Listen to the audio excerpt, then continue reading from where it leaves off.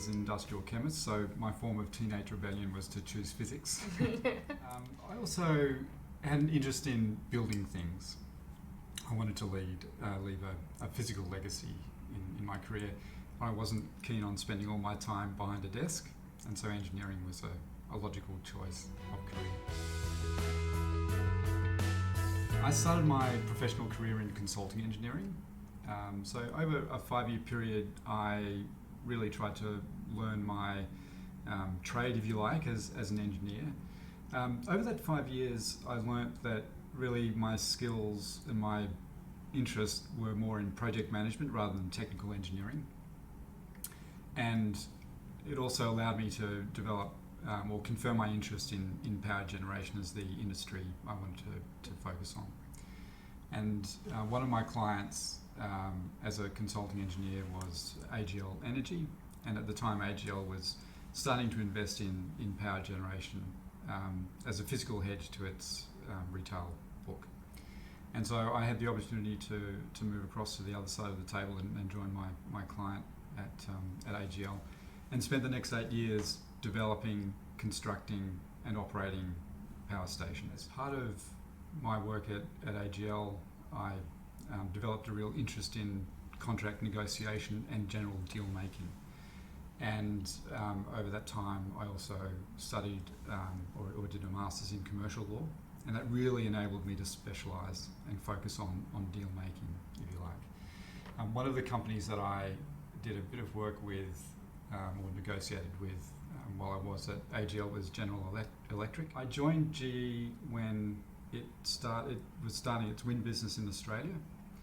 I was the second employee in Australia that was focused on wind.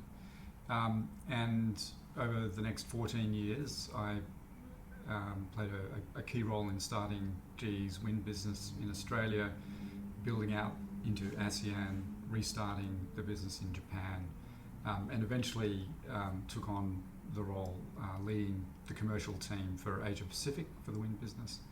And I spent about 2.5 years also when I returned to Australia in 2018 running the wind business in Australia for GE. So over a 14-year period, I saw the local business grow from 2 employees to over 250.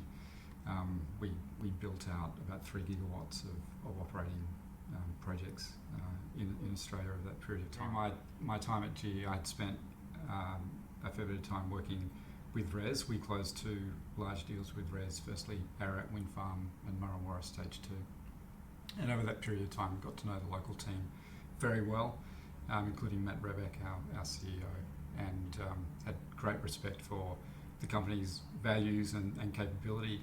And happily, there was an opportunity to join RES when I left GE, and so here I am.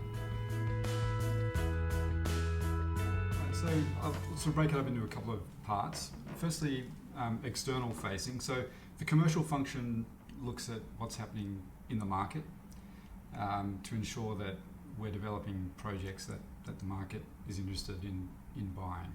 And so market assessment, developing our route to market for the projects is a key part of what we do in commercial. Maintaining relationships with investors, suppliers, off-takers, market advisors, supply chain is also part of the role. Internally, we negotiate all of the contracts that are associated with our project developments. So that ranges from negotiating the PPAs,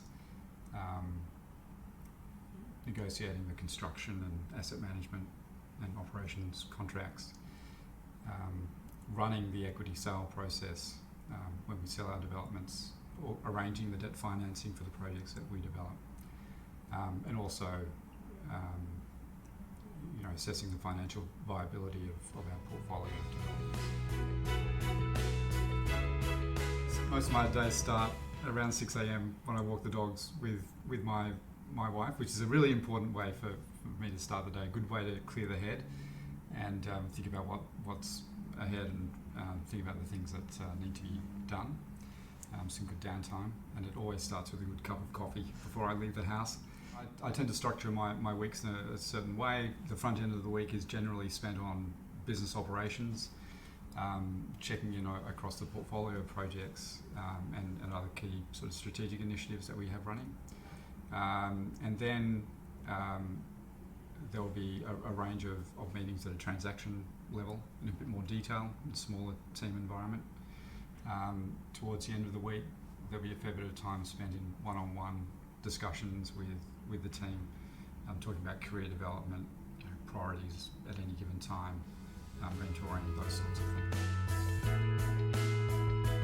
I think the best bit of advice I can give anybody is to really invest in yourself. These are the best investments you'll ever make. Invest in a good education. This is something that can never be taken from you.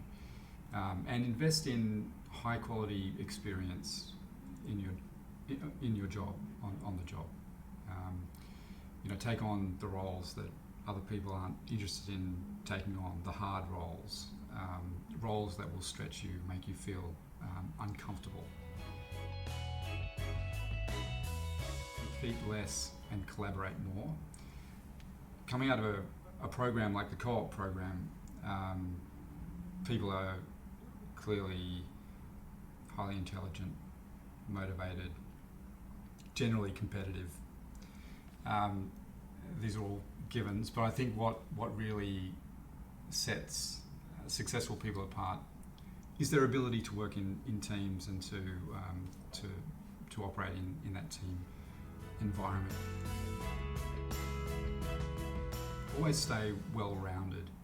Develop interests outside of work and try to cultivate a bit of balance in your life. And balance looks different depending on your age and your stage of career, and there are going to be times when really you spend a lot of time working on your career and your capabilities. Stay connected to your community, a good group of friends, family, and definitely having hobbies outside of work is a real bonus over a long career. So.